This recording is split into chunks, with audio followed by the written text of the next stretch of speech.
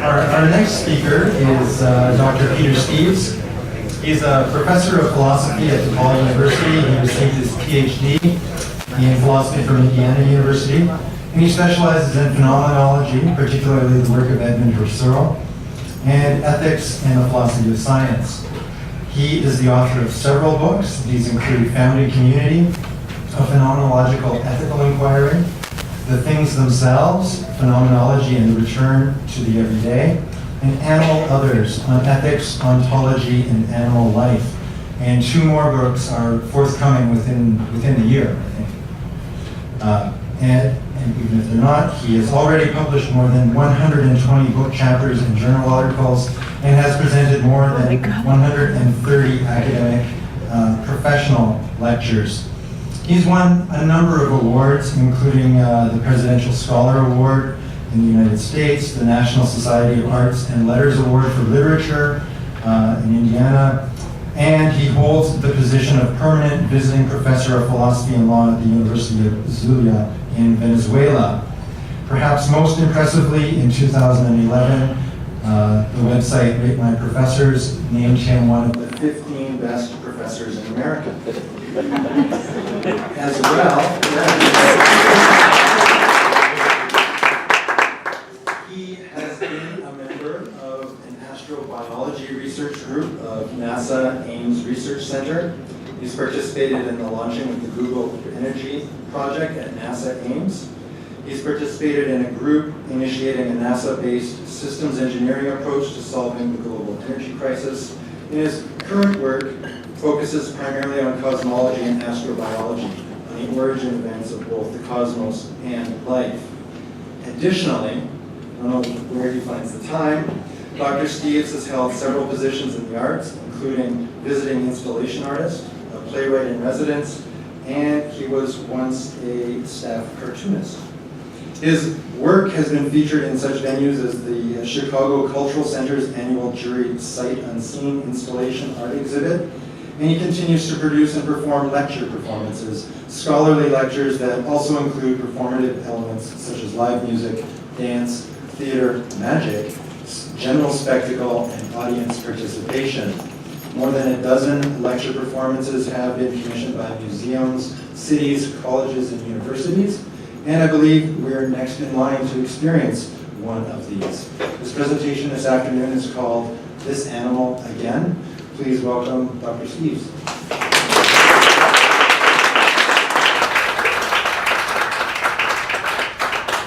Gosh, what a nice introduction. Thank you. Things that people can find out about you on Google, I guess. Thank you so much for that, and thanks to Laurentian for having us all here, and to all the people that put this together. And I want to single out Brett especially, and maybe embarrass him for just a second, because I've known Brett for a long time now. He did his graduate work at DePaul, where I teach in Chicago, and I was lucky enough to have Brett in my classes and to be the co-director of his dissertation as well. And Brett has always been so wonderful. It's no surprise to see he's gone on to such success. And I can tell you, in fact, that when he was finishing his dissertation and going to defend it, I sent an email to the rest of the committee suggesting that we fail him just to keep him around. That's how good he was and how much we loved him. But smarter heads prevailed. And I ended up saying something probably very error-filled, but I started identifying Brett with his species, and I suggested instead that maybe what we should do is only let Canadian graduate students into our program. But he had a huge impact on our program, and I'm really grateful for that and honored to be a part of this here today. So thank you very much.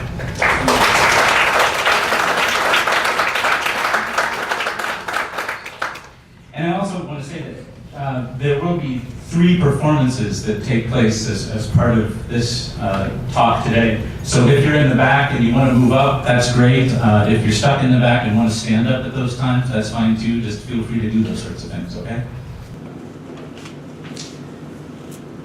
It's always the same, and now it's the same again. I dream of her, thin ears flat against the white of her head, the pale skin inside them like old onion paper with something typed in a foreign language, smudged, telling her how to withstand life, telling her more than I ever knew. That long head pointed down, full of her. Clumps of fur come out, burr thick, as I run my fingers along her back and toward her tail. It is the summer before she died. She is perhaps 14.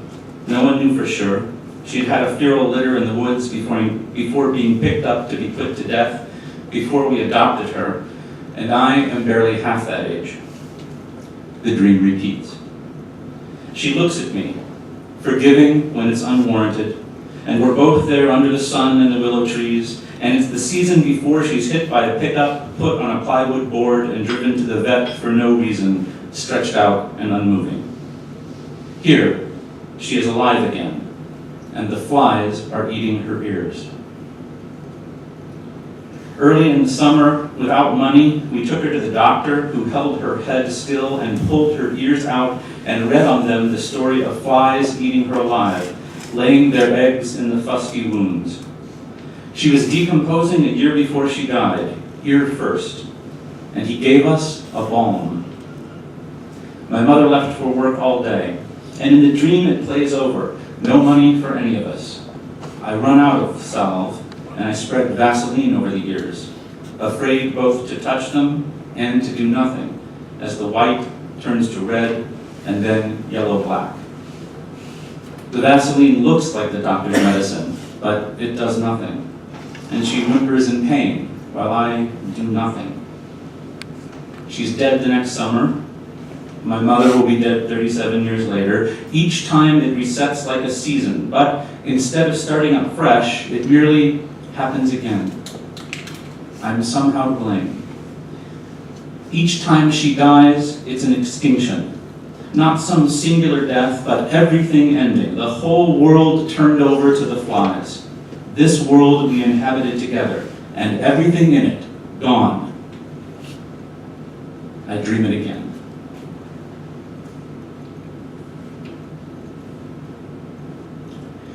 The joy of living and of the order of living is often seen most clearly in art. One thinks of the elation of the dancer, her body sculpting perfect geometries against the chaos of uncontrolled flesh. In the dancer's body, the telos of movement is realized. She does not merely move from here to there in order to get to there, but rather the way in which she moves is itself part of the meaning of the movement. Around the world, the dancer's body thrives on this elation at being alive. Bharatanatyam, one of the most ancient systems of dance in the world, is practiced primarily in southern India. In it, the dancer takes up the roles of deities, devotees, and devils.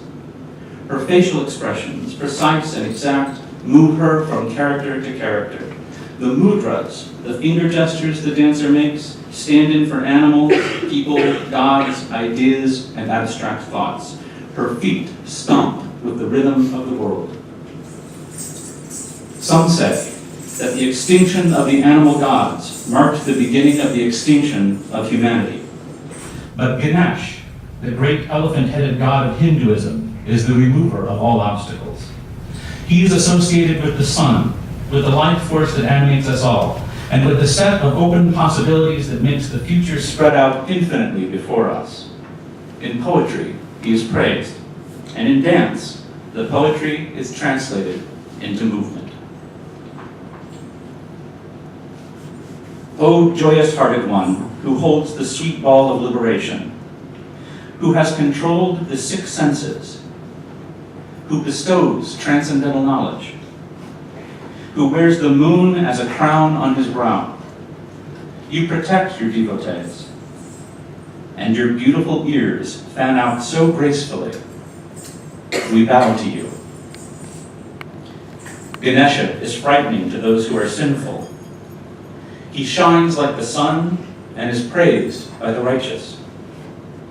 He removes the stress of his devotees and is the best among the best.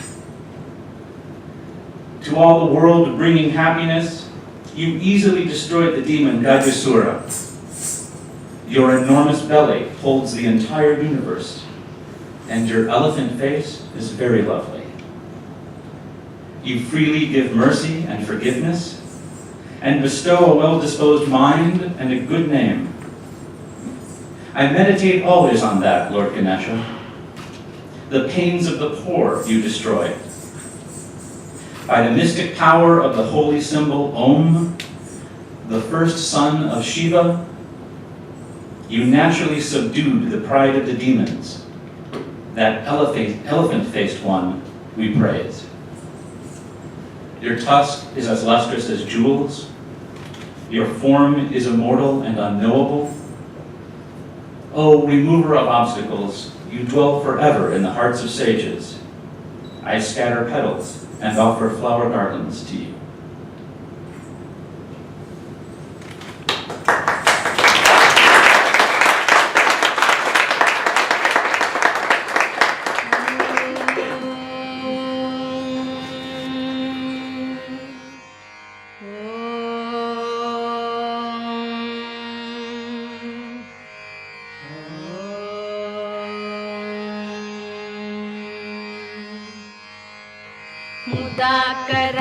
मुदाकरात्तमोदकं सदा विमुक्तिसाधकं कलाधरावतंसकं विलासिलोकरक्षकं मुदाकरात्तमोदकं सदा विमुक्तिसाधकं कलाधरावतंसकं विलासिलोकरक्षकं अनायकैकनायकं विनाशिते भदैत्यकं गताशुभाशुनाशकं नमामि तं विनायकं अनायकैकनायकं विनाशिते भदैत्यकं गताशुभाशुनाशकं नमामि तं विनायकं नमामि तं विनायकम् न तेतरातिभीकरं नवोदिताटभास्वरं न मत्सुरारिनिर्जरं न ताधिकापदुद्धरं न तेतरातिभीकरं नवोदिताटभास्वरं न मत्सुरारिनिर्जरं न ताधिकापदुद्धरं सुरेश्वरं निधीश्वरं गजेश्वरं गणेश्वरं महेश्वरं समाश्रये परापरं निरन्तरं परापरं निरन्तरं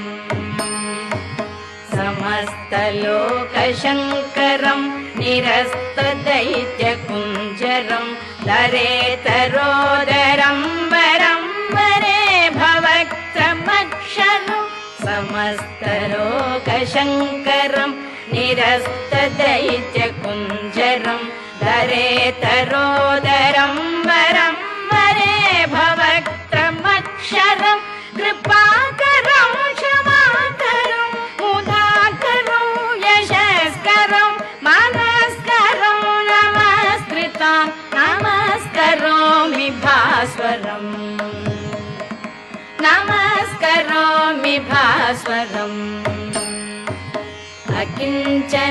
अकिञ्चनातिमार्जनं चिरन्तनोक्तिभाजनं पुरारिपूर्वनन्दनं सुरारिगर्वचर्वणम् अकिञ्चनातिमार्जनं चिरन्तनोक्तिभाजनं पुरारिपूर्वनन्दनं सुरारिगर्वचर्वणं प्रपञ्चनाशभीषणं धनञ्जयादिभूषणं कपालदानवारणं भजे पुराणवारणम् भजे पुराणवारणम् नितान्तकान्तदन्तकान्तिमन्तकान्तकात्मजम् अचिन्त्यरूपमन्तलीलमन्तराय ग्रन्थनं नितान्तकान्तदन्तकान्तिमन्तकान्तकात्मजम् अचिन्त्यरूपमन्तलीलमन्तराय ग्रन्थनं कृतन्तरे निरन्तरं वसन्तमेव योगिनां तमेकदन्तमेव तं विचिन्तयामि सन्ततं कृतन्तरे निरन्तरं तमेव तं विचिन्तयामि सन्ततम्.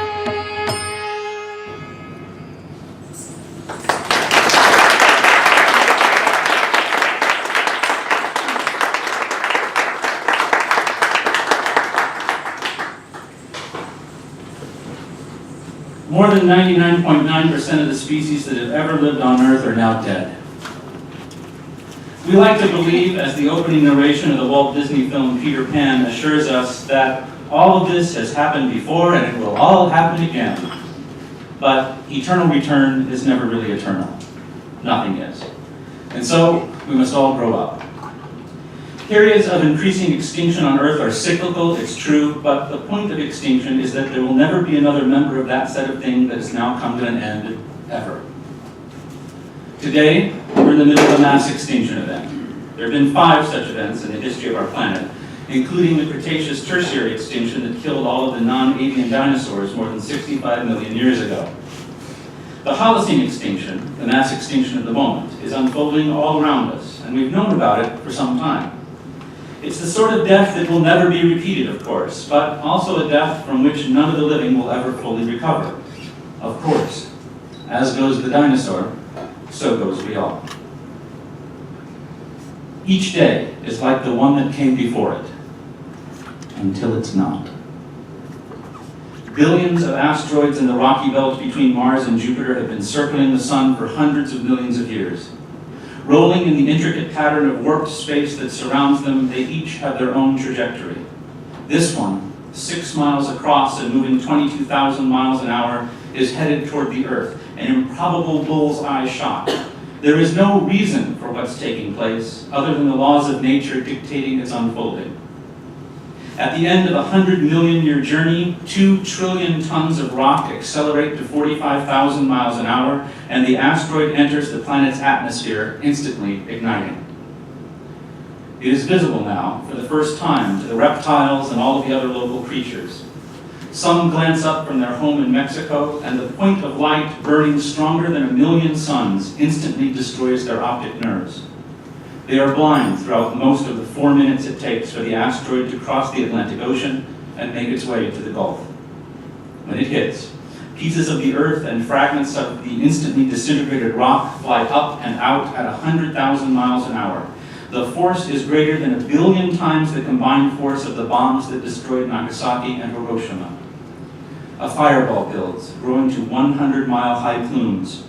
Within moments, the temperature 500 miles from the point of impact is hot enough to boil the blood inside each creature, and like mythical beasts, they vaporize. In less than 5 minutes, most species of non-avian dinosaurs are extinct. In the outer atmosphere of the planet, an ejecta cloud forms from the dust of 70 billion tons of rock. The friction of each little microscopic piece of matter rubbing up against the next causes the cloud to heat to 15,000 degrees Fahrenheit. As the cloud rolls east, it rains fire. Trillions of bits of burning rock fall back to the Earth. 90 minutes after the asteroid first arrived, the temperature on the opposite side of the planet surpasses 300 degrees. Forests catch on fire, volcanoes erupt, tidal waves higher than 300 feet roll across the ocean onto every shore. Half an hour later, the entire planet is entombed in ash. In the months that follow, the sun is blocked and most of the plants die out. The herbivores soon follow. The predators that eat the herbivores disappear next. Only the most resilient creatures make it past the first year. Eventually, 85% of all species on Earth go extinct, and that little rat-sized mammal cowering in its burrow runs off to start making humans. All of this is happening again now, all around us. It's exactly the same, only different. We picture the non-avian dinosaurs as past kings of the planet. They ruled, they were large and in charge. They lost the cosmic game of roulette and were unthroned. The language of extinction and monarchical succession, however, do not go hand in hand. We are not they. We flatter ourselves by thinking we're large. We fool ourselves into thinking anything has ever been in charge. Each death in reality is a mass extinction event. We know this to be true, but we have perhaps been blinded to that truth in the very act of looking up at it. There is no world without the other. There is not even consciousness without non-human life. For when I look at the most fundamental bare-bones structures of my conscious engagement with the world, there is the necessary presence of the animal. What it means to think is to think with other things that think, and even things that don't think. What it means to feel is to feel with the myriad forms of life around me. What it means to be in the ending world is to be with each other to the end. My world has been co-constituted, and so with the death of each other comes the death of that whole world. In this way, too, each death, in repeated dreams, in nightmares, and in waking life, is an extinction event.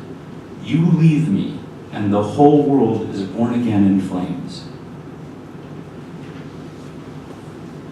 We know that we'll go extinct someday. Our own species, no matter how clever, cannot escape that fate. In the end, though, it's always our cleverness we think will save us. It's true that cleverness operating at the level of the ecosystem itself is what gives any form of life its foothold. White moths turn gray when the sky is polluted by soot and they're harder to find. Predators don't eat the moths as much and the moths win. But this cleverness is at the level of the law, a cleverness of natural selection itself, making adjustments on a group. When we dream of our species' salvation, we dream of smart individual humans figuring out how to use their smarts to outwit the law. It is a neoliberal salvation, born of individual selfish ingenuity that we envision. Some Cartesian, Hobbesian future Einstein appearing on the scene, figuring out how to stay our execution. But this is precisely what will, in all likelihood, extinguish our species rather than save it. It is our very self-consciousness and radical individualism that drives us toward that end. Natural selection does not care about anything, especially at the level of the organism. Baby gazelles are savagely ripped apart by lions, rabbits are dismembered and tortured by dogs, flies slowly digested in the stomach pits of carnivorous plants. Such means of gaining nutrition, such means of living, developed because they were possible. Nature explores any possibility it can get its hands on without any need for a divine creator or planner. Nature mindlessly wanders through time in the style of Stephen Jay Gould's Drunkard's Walk, adopting whatever it stumbles upon, moment to moment. Some forms of life work, some don't. Some traits provide advantages, some don't. Nature doesn't go looking for a solution or a new innovation. Like the drunkard, it's involved in an irrational enterprise. It ends up in the place it does through accident, trying this, trying that, and as a result, nothing ever truly gets better. Even complexity is an occasional accident and not the telos of life. Human beings are thus not more evolved or better in any other way than anything else that has ever existed. We are merely existing now, struggling to keep existing, changing in the process. It's unclear that we're fundamentally different from anything else, but if there is a sense in which our minds are more complex than the minds of other animals, if we do have consciousness and self-consciousness in a way that distinguishes us, we should not think that this is because we're better or more advanced, or in any way an improvement on anything. We are just different. And if we fit in, we will live on for a bit longer than those things that don't fit as well. But unfortunately, there's good reason to believe that the traits with which nature has blindly endowed us are traits that are not conducive to the survival of the species. Self-consciousness seems to be an experiment that is failing. These animals with self-consciousness have gone on to think of themselves as selves. And with all of the politics that go along with such a realization, they are busy destroying themselves and the world that provides them with life. Soon, natural selection will choose against consciousness, and conscious life will be relegated to a footnote in the story of life on Earth. It's hard for us to accept that what makes us special may be what marks us for extinction.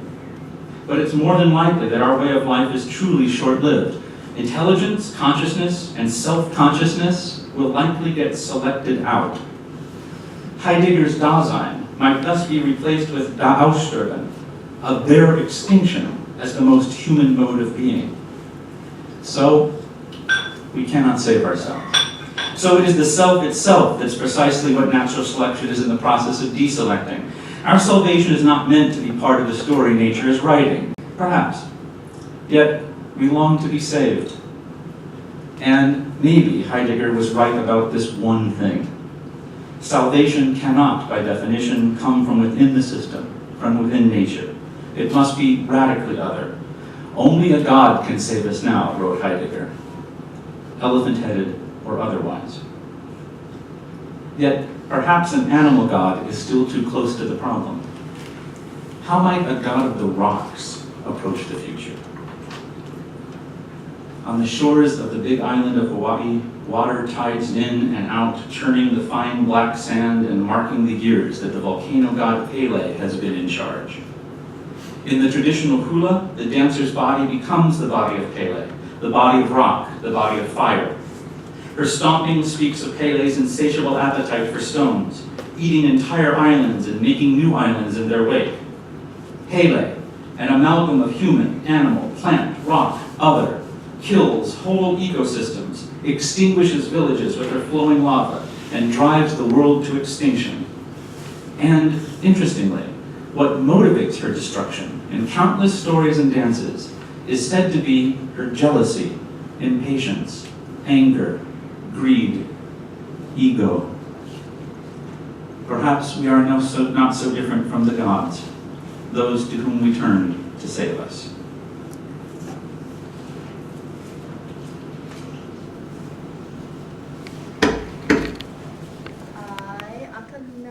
Kilauea.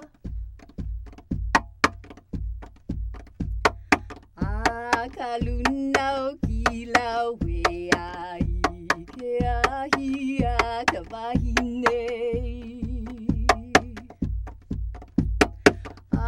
Kalunau kilauea ikea hia kawahine. Ana kawahine Pele uhi uha mai anala.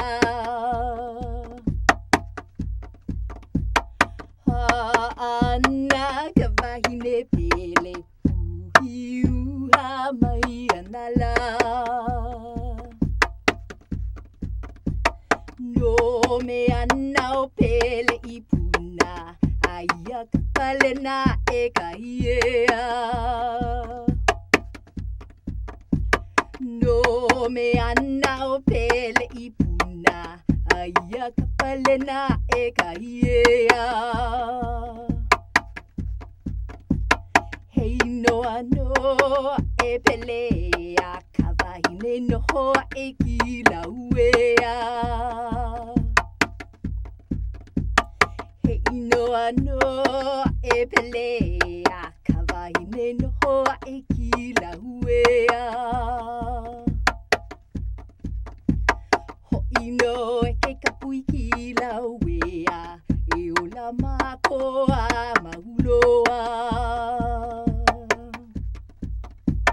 Ho'ino e ke kapui kilauea e ola makoa mauloa. Hey no ano Pele.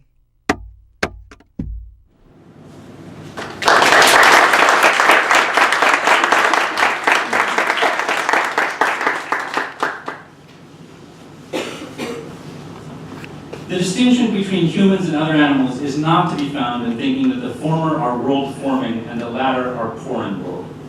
The world in which we live together is always co-constituted, and when it is unformed for us all. We return to the same point yet again. To find out where we're going, we look back to see where we used to be going. When did the animal first arrive on the scene, and when did it supposedly change into a human? The evolutionary timeline is not, of course, so easy to read. Neither is it linear. It's impossible to find some chain of ancestors and, reading off their names forward in time, see where and when the human emerged. Animal, animal, animal, human. Nature is messy and disinterested. The term animal emerged not that long ago in English.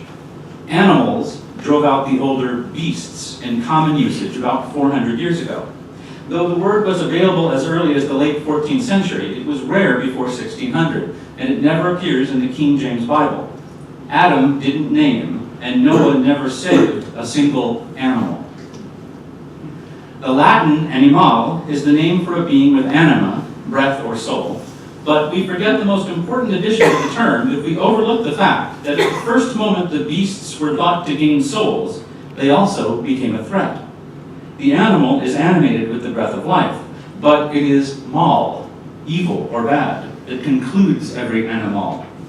The journey of becoming animal is a journey toward evil. In this way, repetition, boundary crossings, and death are all related. Etymologically, the animal appears after the human and then keeps reappearing. And so it is with our conception of the world as well. Everything that's wrong with the world becomes an afterthought to our own being. Mary Shelley's Frankenstein monster might seem to have little to do with animality, even if it has much to do with our hope that human cleverness will someday be able to win out over human death. But it's not the reanimation of the corpse that I wish to bring to our attention this afternoon in Shelley's work. Rather, it's the cobbling together of different parts of living things to create the monster that calls our attention. Frankenstein's monster is not a zombie, not a human being brought back to life, but a new creation, a new kind of individual, brought into being by the conglomeration of parts from various donors, both human and non-human. Victor Frankenstein tells us that he wishes to make a human being, but at the same time admits that a new species would bless me as its creator source. Many happy and excellent natures would owe their being to me. This new form of the human, new enough to warrant its own species designation, would be a mixture of human and animal. Our popular image of the Doctor is that he dug up corpses of humans and stitched the pieces together to form the monster. But the creation was intended to be at least 8 feet in height, large and in charge. And for this, parts were needed from non-human sources. Who shall conceive the horrors of my secret toil as I dabbled among the unhallowed damps of the grave, or tortured the living animal to animate the lifeless clay? I collected bones from charnel houses. The dissecting room and the slaughterhouse furnished many of my materials. The monster, that is, was a collection of human and animal bits and pieces, as much a product of the abattoir as of the cemetery. As such, Shelley creates an image of humanity being formed by parts of non-human things. The creature's species emerges out of the symbiotic pastiche of other forms of life. In this way, Shelley perfectly describes our own human identity, a truth that manifests itself in 2 ways. First, we are surely a creature that has emerged from things that are other. What it means for evolution to do its work is that there's no creator God to have made us from scratch, endowing us with a pure essence that is singularly human. Instead, what it means to be human is to be baboon, dog, fly, rat, cat, all in just the right combination. Victor Frankenstein is thus not playing God, he's playing nature. 40 years after the publication of Darwin's The Origin of Species, Shelley's Frankenstein spells out the horrors of human identity in an evolution-driven world.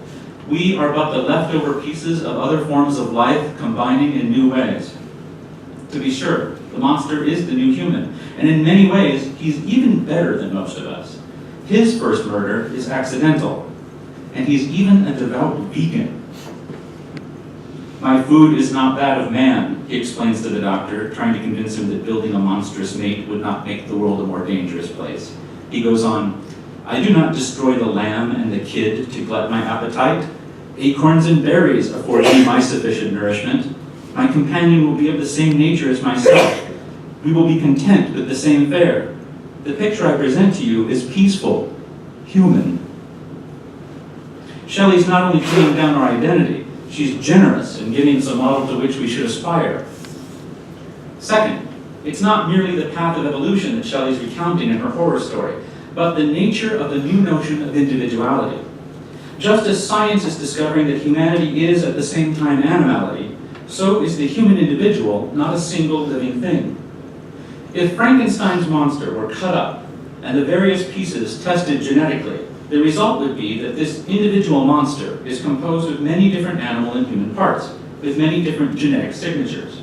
Imagine the discovery that the individual can be divided, that it's not individual. As biologist Lynn Margulis taught us, there's no such thing as an individual. What we see as animals are partly just integrated sets of bacteria. Nearly all the DNA in our bodies belongs to microorganisms. They outnumber our own cells 9-to-1. They process the nutrients in our guts, produce the chemicals that trigger sleep, ferment the sweat on our skin and the glucose in our muscles.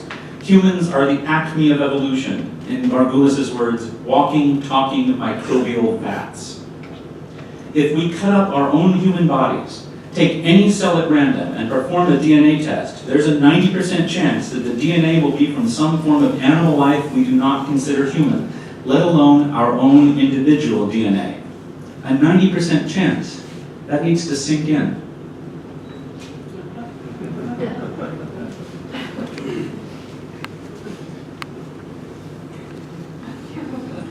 We are animal, human. Or more precisely, what it means to be an individual human is to be a colony of mostly other sorts of things, like the Portuguese man-o-war who wears his multiplicity on his sleeve. We too are a colony. The man-o-war floats through the Indian Ocean looking like one thing, looking like there must be a single essence that could describe him, in much the same way we pass through life. But the creature is actually made of multiple zooids, smaller creatures attached and so physiologically integrated to one another that independent life is an impossibility, as it is for us all. The monster that is an amalgam is our true nature. When part of us dies, do we not all go extinct? Perhaps it is only a communitarian worldview that can save us now. We have constructed the Gothic horror story of ourselves, but we are the monsters at the end of our own book. The dog in my dream has so far been unnamed, and it's time to start naming names. When we speak of the animal and refuse to allow the name to name difference, we risk the ultimate form of violence. Jacques Derrida writes, I would like to have the plural of animals heard in the singular. There is no animal in the general singular, separated from man by a single indivisible limit. We have to envisage the existence of living creatures, whose plurality cannot be assembled within the single figure of an animality that is simply opposed to humanity. This does not, of course, mean ignoring or effacing everything that separates humankind from the other animals. I repeat that it is rather a matter of taking into account a multiplicity of heterogeneous structures and limits. When I think of my boyhood dog, I think in the singular. She is one. This does not mean that she is a liberal, solipsistic Cartesian self. She and I were, and are, co-constituting, defining each other on a phenomenological, ontological level. And she was, as well, a chimeric conglomeration of parasites, symbionts, bacteria, microbes, and undoubtedly rabbits and squirrels. Rather, to think of her as singular is to know her as precisely that singular creature that is constituted communally. I think of her as the dog that she was, but I think without the need for language. Instead, she is simply there in my thoughts when I think of her. The same dog is there in non-linguistic thought that was with me in real life and in my dreams, only, unfortunately, much more presently absent. Language is, as well, a way of making things present. But the way in which absence shows itself linguistically is different and much more dangerous. When I speak about my dog, as well as write about her, I must use the word dog. This word is always already universal. Placing the demonstrative this or that in front of dog does little to reduce the legion that is thought to dwell inside. For dog is always in the abstract, almost always dog, the proper name of the Platonic form that demands capitalization and respect, in the same way that the royal we is thought to function. In this sense, perhaps all language is a form of theology, forcing us into a set of assumptions that stacks the deck against animals from the very beginning. And so, we begin again. But if we begin again here, we are forced into language. And so my only hope is to turn to an even more proper name, a name that will name my boyhood dog for you and take her out of dog. Few animals get the treat of such treatment. Instead, they fall repeatedly into the placeholder animal. All language is mimicry and repetition. Dog has its meaning because it echoes a repetition of every past utterance of the word dog. And I come to use dog appropriately only by mimicking what others are saying, and then continuing that mimicry, like a raven, a parrot, a monkey, throughout the rest of my linguistic life. All of this is true, and I think in the end that's all language really is. But in the repetition of the animal, there is a special violence and disvaluing that necessarily takes place.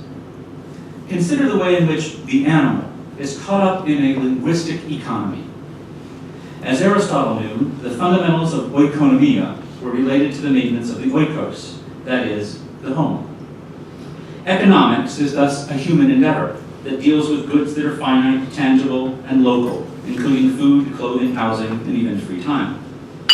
Crematistica is less tied to the house and the home and more closely related to acquiring wealth in the abstract, speculating wealth to gain more wealth, pursuing wealth for the sake of wealth.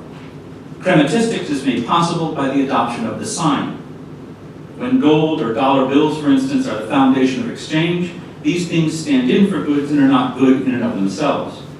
The dollar bill especially is easily iterated, and with a potentially infinite supply of money to be accumulated, so an infinite desire to accumulate money is born, and thus I desire and work endlessly. The goods of the home, of the oikos, however, are not thus. One can only eat so much food or have so much free time during the day. Desire for such goods is soon satiated, and we can return our attention to other parts of life. But when we engage in crematistics, it's a task that will necessarily keep us occupied and unhappy forever. Like the dollar bill, the word animal is infinitely iterable. It repeats itself over and over, pretending to stand in for this animal and that animal, but in the end, secretly claiming and yet failing to stand in for any of them. All language, if language is truly a set of signs, is capable of being repeated infinitely. It's believed by most that as a mere sign, a word does not lose any of its being when it's said again and again. The first copy of a printed book contains words that have the same meaning as the 1,000th copy containing the same words. And the millionth performance of Hamlet, so goes the claim, carries the same weight in its words as did the first performance back in the Globe Theatre.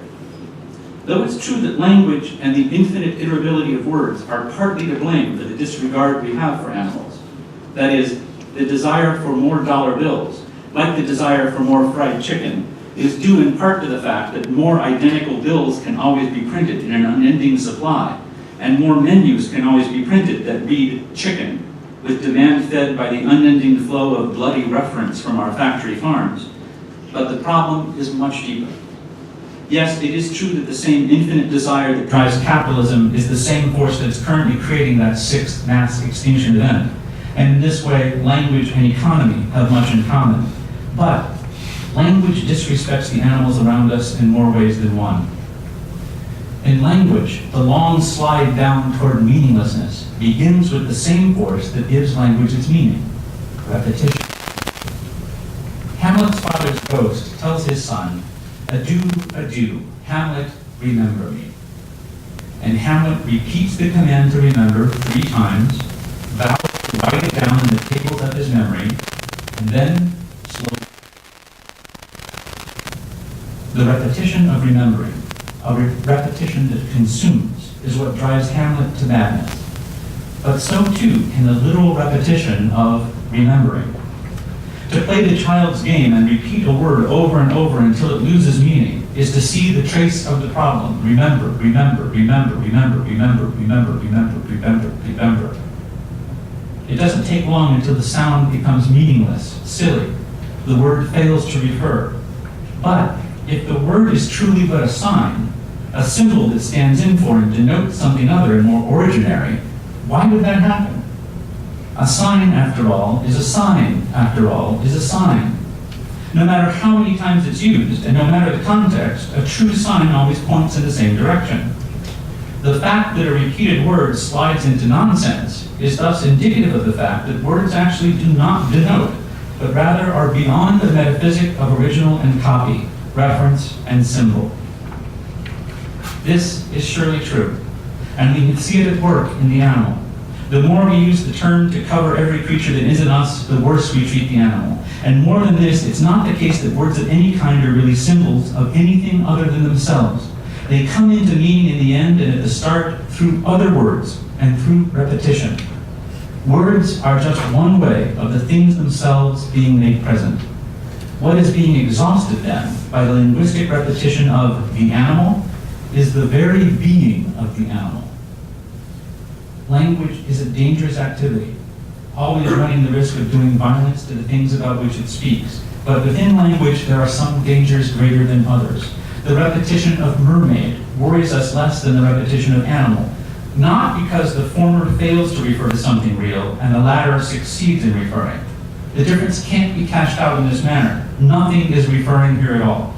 What must concern us instead is that there are no mermaids being factory farmed, no mermaids being hunted, no mermaids in laboratories, no mermaids facing extinction. So go on repeating the mermaid and let her slide into Babel. The animal, however, is neither so resilient nor so lucky. The politics of the mermaid is not the politics of the animal, and this, if anything, is the lesson. For all talks of metaphysics, ontology, and language, the political and ethical are still always at the heart of all we do, and should be the focus of all we hope to do. As we move to conclusion then, let us ask only about the ethics and the politics of extinction, iteration, and being. I'm lucky for many reasons. One of which is that I'm allowed to visit and work at NASA from time to time. And a friend of mine in astrobiology there has two motivational posters hanging in his office, both of which are Chuck Norris. The first one reads, "It's believed dinosaurs went extinct due to a giant meteor." That's true if you want to call Chuck Norris a giant meteor. And the second one says, "Chuck Norris has already been to Mars. That's why there are no signs of life there."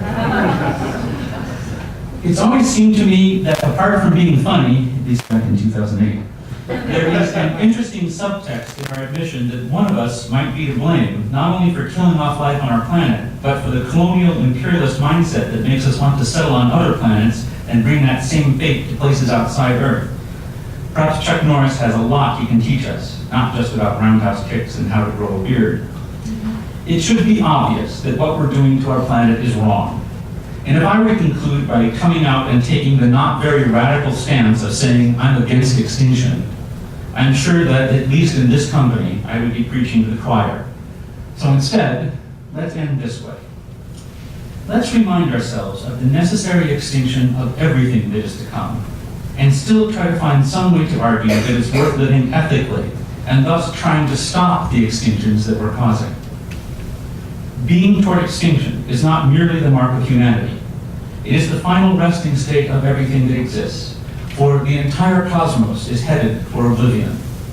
Here then is a brief prehistory of how it will all unfold in the years to come. It's the story of how we will end our days. You will die. Everyone you love will die. Every species on this planet will eventually go extinct. There's no escaping this. But more than this, the Earth itself will eventually die. In roughly 6.5 billion years, our sun will be going through its final death throes and will have swelled into a red giant, totally engulfing Mercury and Venus. At the Earth's equator, the temperature will reach 3,000 degrees Fahrenheit, and the sun's enormous sphere will fill up more than half of the sky at noontime. A few centuries after this, the Earth itself will disappear as the sun expands into our orbit and absorbs the planet, continuing part of the way out to Mars before cooling and collapsing back on itself to die. Life, of course, will not have been possible on Earth for millions of years before this. There will be no one save the molten bodies of stones to witness the end. In the lifespan of the universe, all this takes place in the blink of an eye. A trillion years more still will come, and then a trillion more. And we search for meaning in it all, hoping for forever. But the fact that I will die, and you will die, and our planet will die, and our sun will die, means, of course, nothing to the universe as a whole. Life itself not just human life or animal life or plant life or alien life, but life in general, is just a passing fad in the universe. It's a blip in the cosmic timeline, only worth mentioning because we're in the life phase of the universe, short as it is right now. And it is indeed very short. Just as our star will die and engulf the Earth, so every star in the cosmos will eventually die. Our sun will die soon in the grand scheme of things, but about 100 trillion years from now, the final stars in the universe, every last one of them, will die out. No more supernova, no more exotic elements, no more life. This is nearly the end of the things themselves, but the universe's story is actually still far from over. In the years that follow, protons start to decay. The lifespan of a proton is 10 trillion years, but as the protons die, so dies the possibility of congruent atoms. We leave the phase of stars, having long left the phase of light, and enter the phase during which black holes reign. Sucking up more and more bits of ripped apart matter, the black holes of the universe grow more and more massive. After 10 to the 40th power years, there are no more galaxies in the universe, only the large black holes that sit at the center of what used to be their host galaxies. As the black holes approach each other, moving like impossibly slow, insatiable beasts, they sometimes collide to create super black holes. Little by little, these leviathans vacuum up all of space, leaving nothing but themselves behind. Space goes black. Trillions upon trillions of years pass, but the end has still not arrived. For as massive and as ravenous as black holes are, they have a singular problem. They leak. Hawking radiation steadily flows out of a black hole, the result of quantum effects, which means that little by little, resting black holes lose their mass. The process is incredibly slow, but it's also incredibly inevitable. Even black holes must come to an end. As a leaky black hole finally reaches a tiny fraction of its original mass, it explodes and lights up the universe one last time. At 10 to the 67th years old, the cosmos starts to fill with these little crackles like paparazzi flashbulbs popping and quickly extinguishing across the universe. When they are done, there will never be any more light, ever. At some point, after 10 to the 100th years, an unimaginably long time, it is over. Everything's cool, nothing is moving. What little bits of matter that remain are too far apart for gravity to have any effect. The maximum entropy state of the universe is reached. Chaos wins the battle against order. The ultimate thermodynamic heat death of everything comes to pass. The universe stops. Time comes to an asymptotically infinite end. And life, long, long, long gone, is barely even a footnote worth mentioning. This is where it's all headed. A mass extinction event that cannot evenly be called a mass extinction because there's nothing against which to measure it or compare it. Nothing to pin it down, mark it, label it as extinction once time itself stops. And if this is the inevitable future of everything, then the nihilist question of, well, why bother with anything, comes to the fore. But I've tried to suggest this afternoon that to understand the nature of the human, we must deconstruct the self, physiologically and philosophically, turning the question back on itself. And in so many words, I've tried to suggest that the problem of anthropomorphizing is a question that answers itself by showing that we are all already animal in the first place, in order even to ask such a question. And so too can the nihilist query found its own answer. Why bother with anything? Precisely because such a question can be asked. Precisely because nothing is eternal. Precisely because if there is to be any possibility of value and meaning, such value and meaning must come from that which is finite and errant and becoming. We must strive to save the universe because it's impossible to conceive of what this really means. We must strive to save our fellow creatures and this planet that's our home because if we succeed, we all still die. Whatever this all means, it must mean it to someone, to something. Meaning is always in the dative case. We were wrong ever to look for it someplace, outside the cosmos, and thus outside of our own actions. In the Indonesian rainforest, the rain falls down on plants and animals, thumping, tinkling percussively. The sound of the world is the sound of the gamelan, each strange little instrument plucking out a beat in the cosmic score. The insects drone, the animals squawk, the trees grow and stretch and bark. The bedoyo is danced in Java only in times of natural disaster. It is performed not for humans, but for the goddess of the South Sea, the human dancer facing outward on the beach, asking for help and for insight from an endless ocean and an infinite other. She carves finite paths in the sand with her feet, intricate patterns of fluid motion in the air, and the universe answers back the only way that it can: die. But first, go, do, live.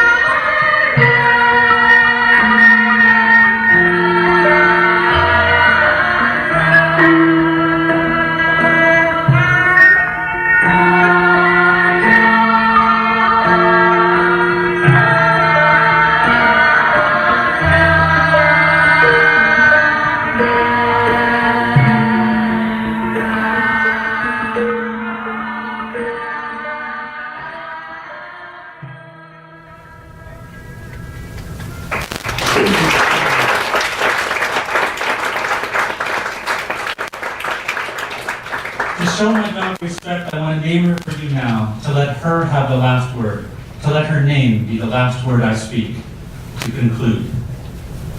But it's unclear if this is even possible. Even this and that will not save the animal. Even the plural of animal will save animal.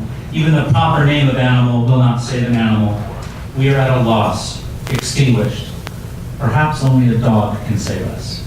And yet, in the face of both the universe's indifference and its staggering beauty, we must try, go, do, live. Lean in close. That whisper in our ears, above the buzzing of the flies, it's always the same. And now, it's the same again.